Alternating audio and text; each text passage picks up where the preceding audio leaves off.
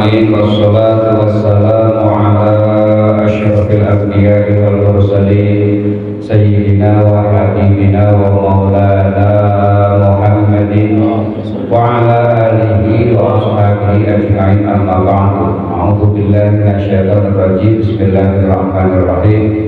Yarfa'illahu alladhina amanu minkum walladhina utul ilma darajat. Qala Nabi alaihi salatu wassalam, kun aliman aw muta'alliman aw mustami'an aw muhibban wa la takun khamisan wa tuhlika. Sadaqallahu wa sadaqa Rasulullah sallallahu alaihi wasallam. Jamaah yang dirahmati Allah Subhanahu wa taala, wa khusus yang sama-sama kita hormati, sekaligus kita doakan untuk kita menghormati Ustaz Nasir, kiranya Allah memberikan ketabahan dan kesabaran, dan Allah angkat penyakitnya, keluarganya semua, saudara-saudaranya, agar Allah berikan ketabahan dan kesabaran. Dan yang sama kita hormati guru kita Muhammad Ustaz Solih dan Pak RT Ahmad Solih, dan juga para asatidzah yang lain yang tidak saya sebutkan satu persatu. Insya Allah kita semua mendapatkan rahmat dari Allah Subhanahu wa taala. Jamaah yang dirahmati Allah Subhanahu wa taala, setelah kita ditawakufkan, tawakofa ya tawakuf. Kalau kita baca Al-Quran, wakof, tawakofa, wakof artinya berhenti. Makanya kalau ada namanya tanah wakaf, wakof, dalam bahasa Arabnya wakof, kita kenal wakaf, itu artinya tanah yang memang terhenti kepemilikannya, gitu kan.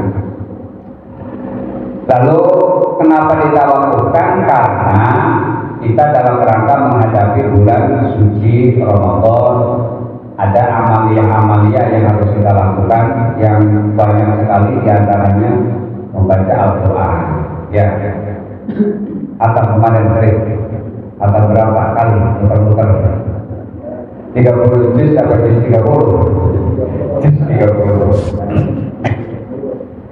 Nah, setelah selesai kita awali pada malam hari ini dalam rangka mengawali pengajian kita, yaitu kitab Nasihatul Diniyah, kitab tasawuf, kitab akhlak, ya.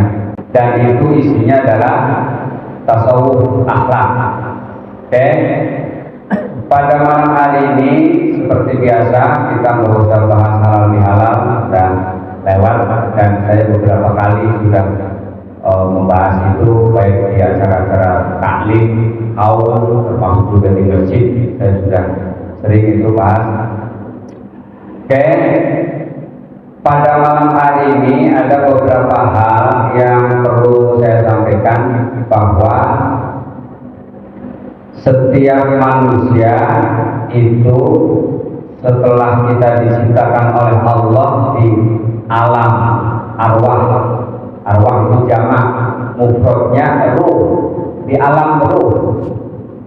Jadi pertama Allah ciptakan kita di alam ruh. Karena manusia ini banyak arwah, makanya ini arwah, gitu ya. Selesai di alam arwah itu baru masuk ke alam rahim, ya. Alam rahim dipinjem dah itu. Sperma, sel telur orang tua kita masuk ke rahim ibu, roh masukin ke situ. Hidup kita di situ selama 9 bulan 10 hari, nyaman kita di situ, nggak ada yang nggak betah, ya kan? Makanya begitu keluar nangis. Oh beda, dulu tidak nyaman dia. Tempat yang paling nyaman itu adalah rahim. Makanya silaturahim, rahim itu artinya adalah maaf, sesuatu yang ada di rahim ibu perempuan, makanya mahal itu rahim, ya. Biar di Thailand itu bisa merubah fish jadi wanita, bahkan maaf payudaranya juga ada, tapi untuk rahim nggak bisa. lady boy ya, mukanya lady, kakinya boy. Gak bisa rahim, mahal ya. Karena itu silaturahim menyambung rahim. Silah menyambung rahim itu rahim, karena memang kita pada dasarnya berasal dari satu rahim. Sayyidatuna Hawa pada dasarnya itu.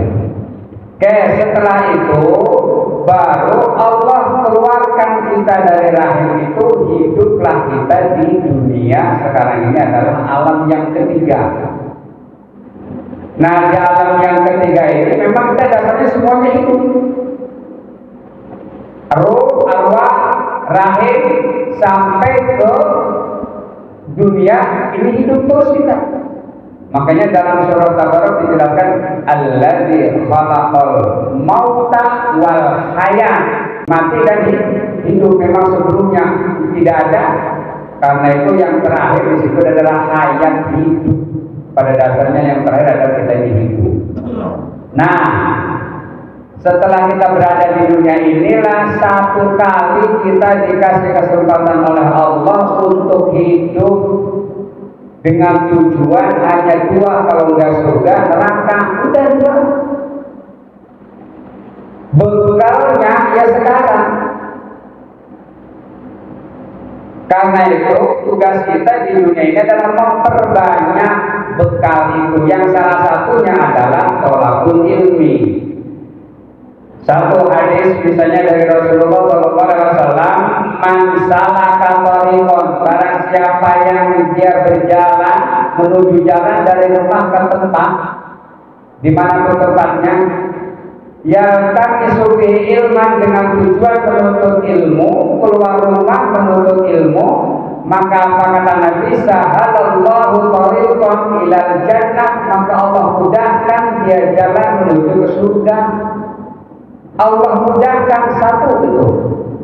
Jadi salah satu caranya agar kita tujuannya surga, yang pertama adalah thalabul ilmi, menuntut ilmu.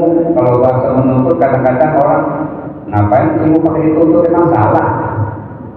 Mencari ilmu gitu ya. Pada dasarnya kita ini kan blank ya, jahil, nggak tahu apa-apa.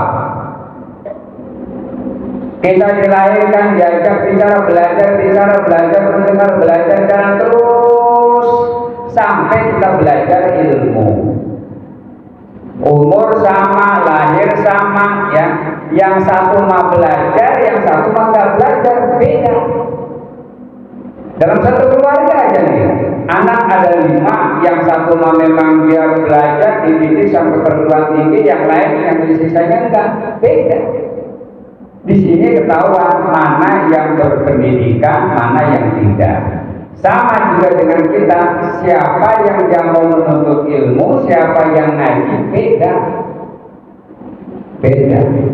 Karena itu di tempat ini, di Mushola Khairiyah ini, saya bukan berarti sok ini ngajar, enggak.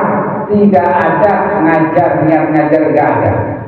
Kita sama-sama mencari pahala aja. Datang dari rumah ke tempat ini, kita sama-sama belajar. Ya, apa yang kira-kira yang harus kita bahas, apa yang harus kita jelaskan, wah saya nggak setuju lah, bebas. Ya. Sharing. Yang kita harapkan satu, duduk di majelis ilmu itu adalah memudahkan kita masuk dalam surga. Itu aja niatnya. Belum duduknya. Di dalam Taqiyul Qaul dijelaskan bahwa duduknya seseorang 1 jam di majelis itu sama dengan ibadah setahun. Duduk aja julusu saatin, ya, beberapa saat itu ibadah 1 tahun pahala. Karena saking beratnya ya udah, ya. Guru kita dalam kondisi sakit, ya, mengawali untuk pada malam hari ini itu luar biasa. Itu maksudnya apa? Yang sehat-sehat kenapa nggak datang? Kan itu ya, yang sakit. Kita doakan. Dr. Ibnu Qayyim dijelaskan di dalam kitab Ar-Ruh bahwa orang yang diuji dengan rasa sakit Kalau kita ikhlas, kalau kita ridho dengan ujian yang Allah berikan kepada manusia, setiap detiknya, setiap langkahnya itu dicatat sebagai amal pahala. Beda kita dengan yang sehat. Setiap detiknya, asal kita ikhlas, jangan ngeluh. Ini dimarahi, diomelin apa aja. Asal itu menyadari bahwa semua yang terjadi di muka bumi ini adalah qudrat dan iradat Allah. Kita salah satu rukun iman adalah khairihi wa syarrihi minallah. Apapun itu kondisi manusia, itu semuanya dari Allah. Kita yakin itu sebagai rukun iman. Dan saat kita yakin, kita percaya, kita ikhlas, maka semuanya akan jadi ladang pahala. Satu ya. Jadi dalam rangka kita ini adalah mengarah ke satu tempat, yaitu surga. Kenapa? Yang kedua, majtama'a qaumun, tidaklah sekelompok orang fi majlisin, dalam satu majlis, yang teruna kitab Allah, dia membaca kitab Allah, Al-Quran, hadis, dia bahas, illa kata Nabi, nazalat alaihimus sakinah, turun ketenangan kepada kita. Mudah-mudahan kan apapun itu masalah kita, saat kita dalam kondisi pengajian, kita ketemu, oh ternyata begitu, oh ternyata begitu, sedikit-sedikit akan turun ketenangan. Setiap manusia yang namanya masalah pasti ada, nggak ada termasuk Nabi juga sama. Aisyah emang nggak cemburu, sama cemburu juga sama. Ya, tidak ada manusia itu yang sempurna, ya pasti aja. Kelihatan aja sama orang ya kan, kayaknya Ustaz hidupnya enak amat ini, nggak pernah ada yang pasti sama aja. Setiap manusia pasti ya, Nabi sama ada ya. Karena itu yang penting kita adalah mampu menjalani semua itu dengan baik. Insya Allah nanti akan ada jalan keluar dengan istighfar. Kalau saya yakin ya. Man lazimal istighfar ja'alallahu min kulli dhikin makhraja wa min kulli hammin faraja wa razaqahu min haitsu la yahtasib. Orang yang melazimkan istighfar, maka Allah akan berikan jalan keluar setiap ada masalah. Yang kedua, Allah akan mudahkan setiap kita mempunyai pikiran-pikiran yang memang sumpek, ya tidak banyak masalah, Allah berikan kemudahan. Dan yang ketiga adalah Allah berikan rezeki yang tidak diduga-duga. Istighfar. Apa bentuknya? Astaghfirullahaladzim. Nabi Muhammad yang sudah dijamin masuk surga, tidak punya dosa, dijamin. Bahkan sahabatnya yang 10 juga dijamin masuk ke dalam surga. Tapi dia satu hari tidak pernah tinggal. Kata Nabi, wallahi demi Allah, la astaghfirullah wa atubu ilaih. Saya beristighfar kepada Allah, kembali kepada Allah. Itu mi'ata marrat, 100 kali. Nabi dosanya apa? 100 kali, nggak kurang sehari. Baca astaghfirullahaladzim. Yang kita SD status tak jelas, berapa kali kita beristighfar? Kalaupun kita sholat 5 waktu cuma 5 kali, istighfarnya cuma berapa kali? Ya, tidak ada apa-apa, ya kan? Bentuknya bebas, astagfirullahaladzim, astagfirullahaladzim, minimal itu. Atau tambah astagfirullahaladzim, waktu boleh, astagfirullahaladzim, waktu boleh, bebas. Astagfirullah rabbal baraya, astagfirullah minal khalid, bebas. Bentuknya cuma harus lazim. Lazim itu continue, terus menerus, ya, nggak usah banyak. Makanya dalam agama itu begitu. Ada yang mau kalau kita, makanya tujuan dari gazebo itu ya, itu bukan kita sebulan. Kalau sehari 2.000, sebulan misalnya 60.000, enggak begitu. Tapi rutinnya itu, konsistennya itu. Jadi pahalanya juga beda. Jangan kita sebulan ngasih 60.000 antara 60.000 enggak. Tapi memang setiap hari kita masukkan 2.000, masukkan pahala, besok masukkan pahala, besok masukkan pahala, itu konsistennya di situ. Khairul amal, sebaik-baik amal adalah adwamuha, kontinunya terus menerusnya, wa iqalla, sekalipun sedikit. Nominalnya cuma 2.000, tapi setiap hari dimasukin gitu ya. Kalau udah masuk udah. Jadi itu diuji kita, bisa nggak setiap hari masukin gitu ya. Jadi yang penting rutin ya, rutinitas. Awal kita masuk bulan Ramadan, baca Al-Quran sekaligus 5 juz. Awal puasa 5 juz, kita gak kemana-mana, puasa 5 juz. Cuma 2 hari 3 hari kesananya belum, kata baca-baca, gak bagus. Sedikit 2 lembar, 1 lembar, tapi lu bikin lakukan. Itu yang bagus. Walaupun jumlahnya itu gedean yang dia, yang sekaligus 5 juz, tapi kalau sekitarnya rutin 2 halaman dan rutin kan, itu yang bagus. Kenapa? Disitulah diuji konsisten kita, istiqomah kita benar.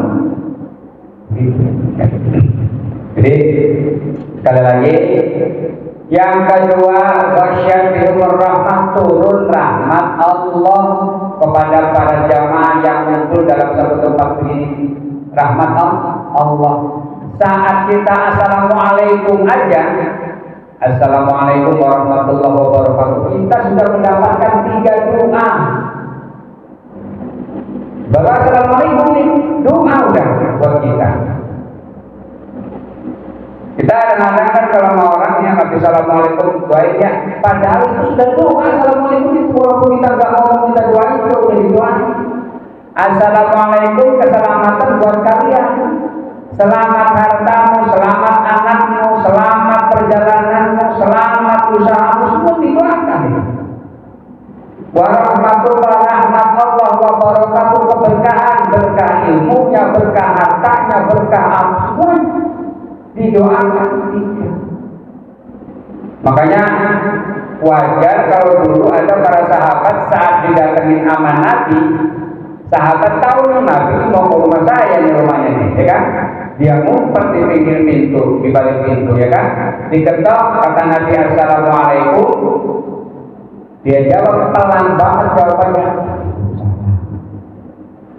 Kata Nabi, nggak ada orangnya kali ya? Dia ketok lagi, assalamualaikum, dijawab juga pelan. Waalaikumsalam. Sampai 3 kali assalamualaikum dijawab waalaikumsalam warahmatullahi wabarakatuh. Baru kencang jawab dia. Nabi kaget lah, lu dari tadi di sini? Iya. Kok nggak jawab masalah saya? Jawab saya Rasul.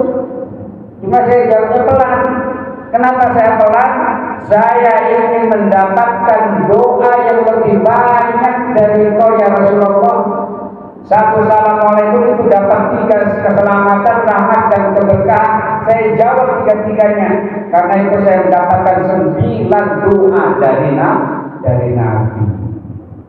Itu baru salamnya. Belum yang lain, nilai-nilai silaturahmi. Belum bersalaman.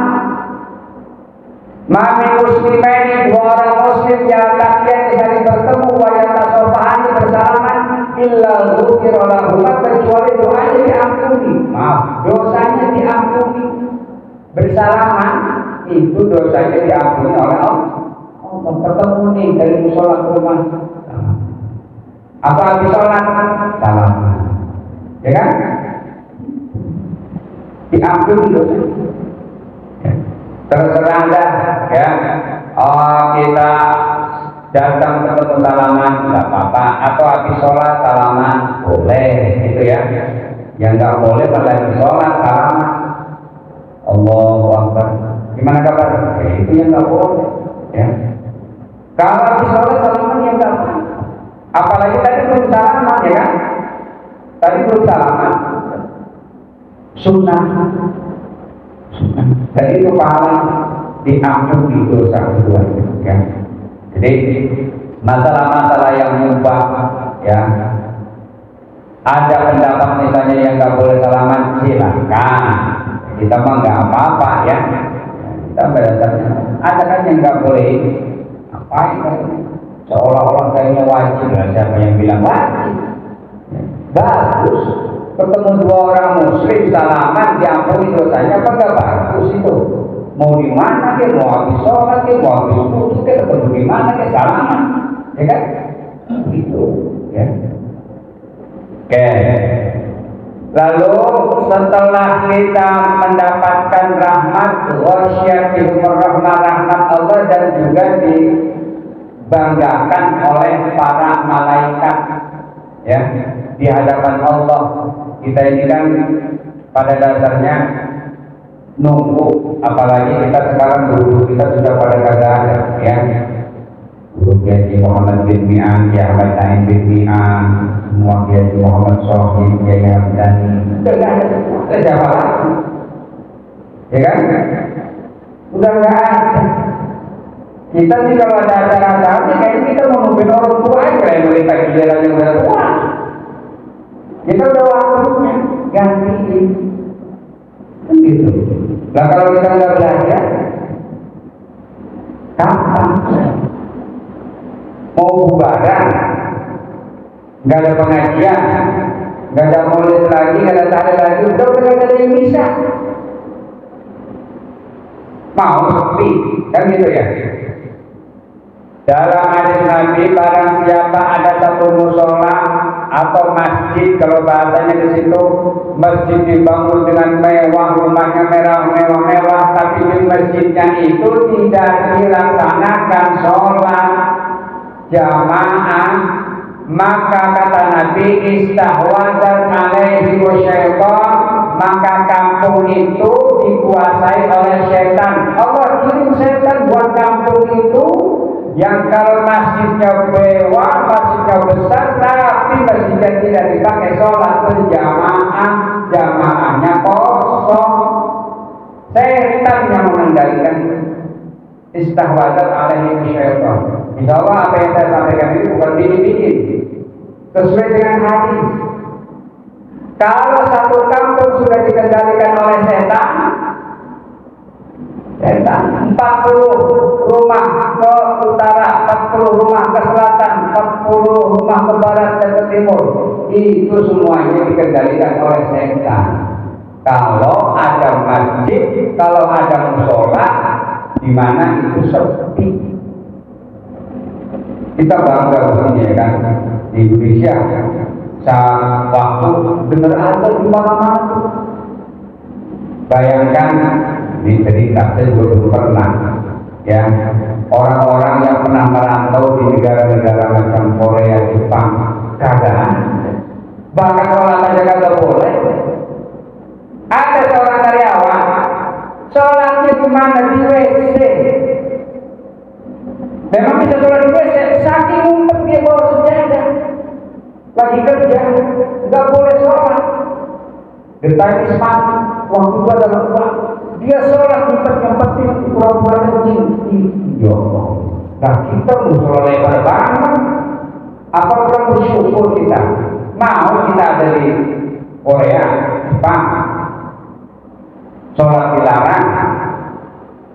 Bayangkan kalau kita ada di sana, ya Allah, saya pengen sholat kita. Kapan kita ibadah? Lagi sini enak banget, tempatnya luas, masih mau gak datang juga. Nah, kampung nanti kalau sudah dikuasai oleh setan, ya gampang, benar. Nanti lama-lama jangan sampai kejadian. Kan banyak cerita itu masjid digantiin sama orang apa? Orang-orang kayak katanya cingkrang gitu ya. Ya, masjid itu berubah. Kenapa yang salah? Yang salah orangnya kenapa enggak diisi lagi makmum? Lalu saya juga sama. Ya, siapa yang kalau yang bukan memakmurkan kalau bukan kita? Makanya jangan salahin. Jangan salahin kalau misalnya ada masjid-masjid yang berubah, itu katanya lah sekarang aku berubah. Bisa jadi kenapa? Karena kita yang para ahlus sunnah wal jamaah tidak mau memakmurkan masjid itu, tidak mau memakmurkan musola. Oke, dan lama-lama yang ada selesai terbilang aja ya, tidak usah lama-lama. Ini apa namanya, kita sekedar untuk memulai aja. Oke, itu barangkali saya mohon kepada seluruh jamaah ya, apa yang saya sampaikan insya Allah tidak ada yang karena nafsu, karena karangan-karangan saya, sesuai apa yang saya ketahui dari Al-Quran dan hadis. Saya berusaha dimanapun berbicara harus berdasarkan, berlandaskan Al-Quran dan hadis. Karena itu kalau memang salah itu karena kebutuhan saya, dan kalau memang itu benar itu karena hidayah dari Allah Subhanahu wa Ta'ala. Sekali lagi atas nama pribadi Sudai mohon dibukakan pintu maaf seluas-luasnya, karena kata Nabi, orang yang paling banyak salahnya itu yang paling banyak ngomongnya. Man kasuro kalamuhu kasuro taktuhu. Barang siapa yang banyak ngomongnya maka dia banyak salahnya. Nah sekarang ini kan yang paling banyak saya yang ngomong, berarti saya banyak salah. Saya mohon dibukakan pintu maaf seluas-luasnya. Demikian yang dapat saya sampaikan. Mudah-mudahan kita semua diberikan kesehatan oleh Allah sehingga bisa memakmurkan masjid. Wabillahi taufiq wal hidayah. Wassalamualaikum